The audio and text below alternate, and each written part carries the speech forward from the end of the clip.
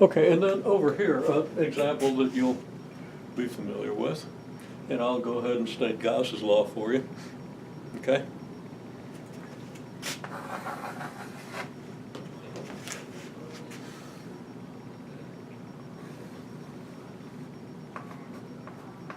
Earth. Gravitational field.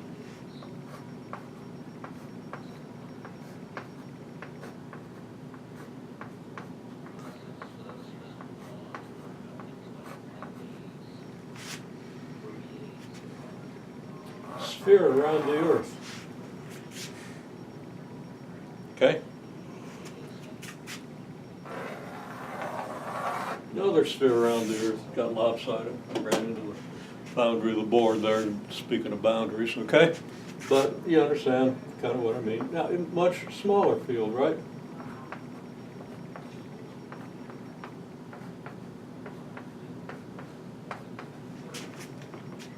Because as you get further away, of course, field gets weaker. Since this thing's about twice the radius, this should be about a quarter as big as this. That'd be a little too big, but same idea, okay?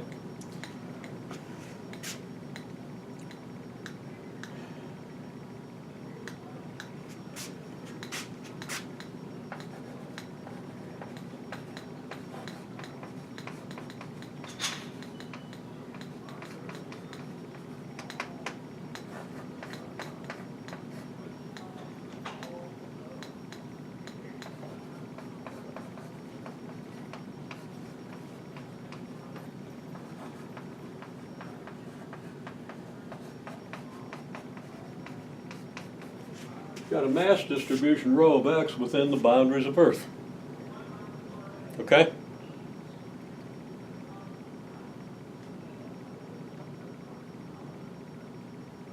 And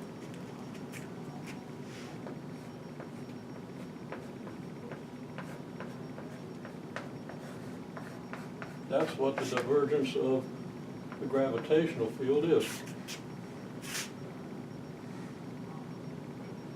Don't worry about why. We'll work that out in physics maybe, or we'll work it out here, okay? Take my word for it. Okay, so, normal component of the gravitational field, okay?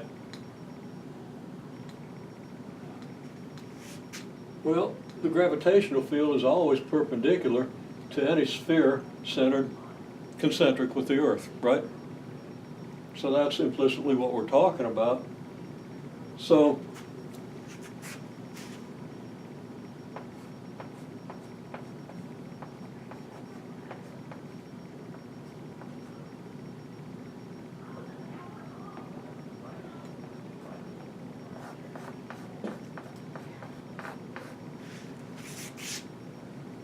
F dot n is just negative magnitude of F,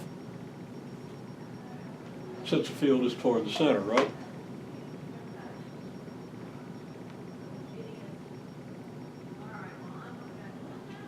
Now I've got a problem with orientation, but I'm going to wave my hands over it, okay? And I'm just going to say, well, it's kind of like this, okay? We're not going to worry about plus and minus signs right now, but we'll work it out in detail later. Just want to show you what I'm saying is that then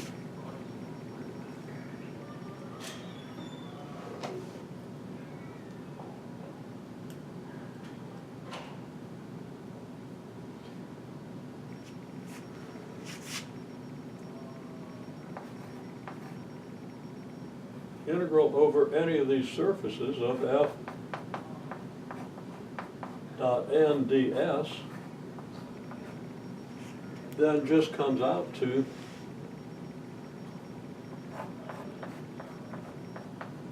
magnitude of f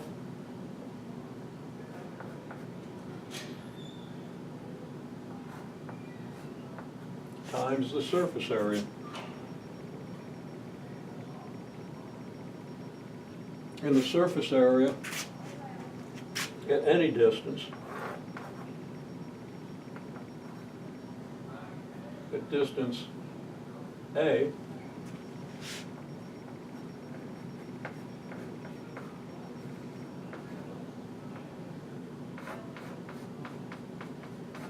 is just 4 pi a squared times the magnitude of your field.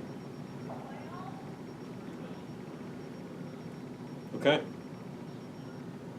Just as an example of a very important theorem here that we'll talk about in a little more specifically later. Again, just try to give you the flavor. Well, what's the magnitude of the gravitational field at distance A?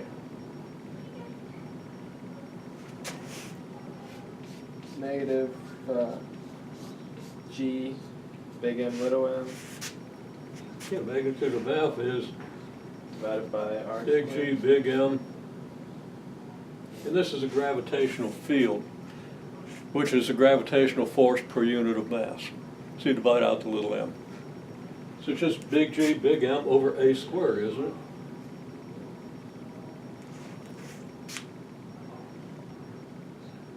Okay?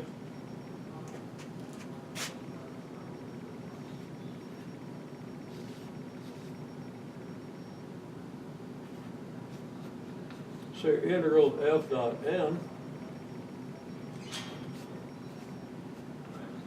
it's 4 pi a squared times the magnitude of F, but the magnitude of F is gm over a squared. A squareds divide out. It's the same on all surfaces. Okay?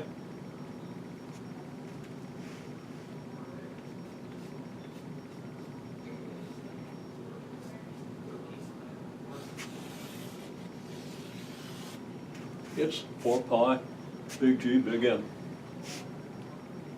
Okay? Now, of course, big M is what? Mass of the Earth.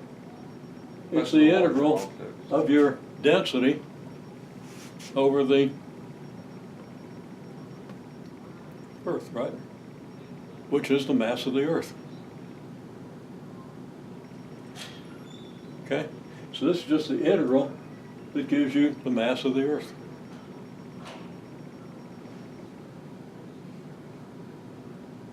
Now you got the constant G in there, and we got to refine it just a little bit, okay?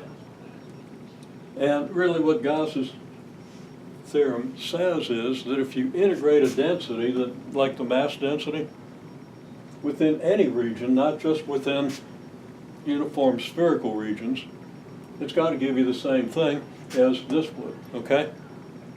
In other words, this has to apply to any region bounding the Earth.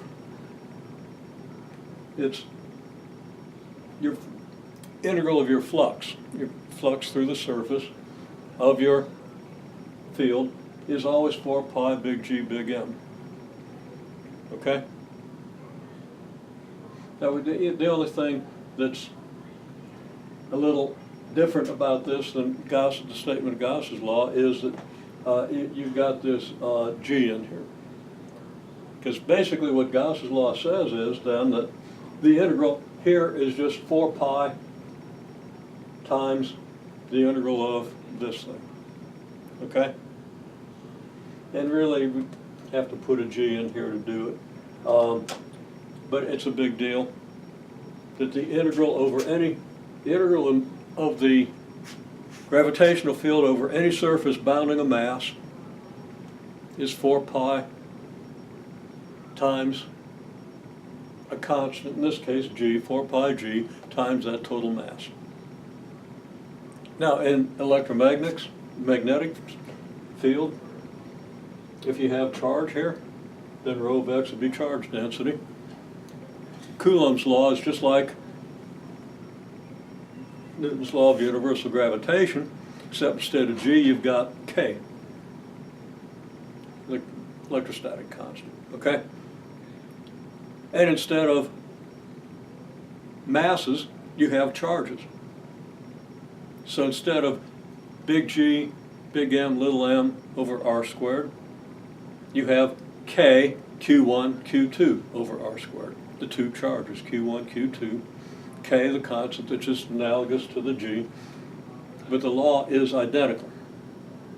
The behavior differs because your charges can be like, which would repel, or unlike, okay? Which would be an attraction, whereas gravitation is purely an attractive force. I mean, don't you think it's beautiful? Very attractive. Out of all those forces in the universe. And, to fully grasp its beauty, you've really got to get this. So, you know, if you want to really appreciate the art of gravity, you learn this stuff. And electromagnetism, in electromagnetism, we'll see connections, but probably next week. How magnetic and electric fields interact, which all is related to this stuff, especially here. Okay? Yeah, the time derivative of your magnetic field is equal and opposite to your electric field. And then you put that together with this. I'll demonstrate that. Okay? We can demonstrate that very simply with a magnet, a coil of wire, and an ammeter. And I've got them all sitting right here. We just aren't going to take the time today because you're not ready to appreciate it yet, although I'm sure you want to.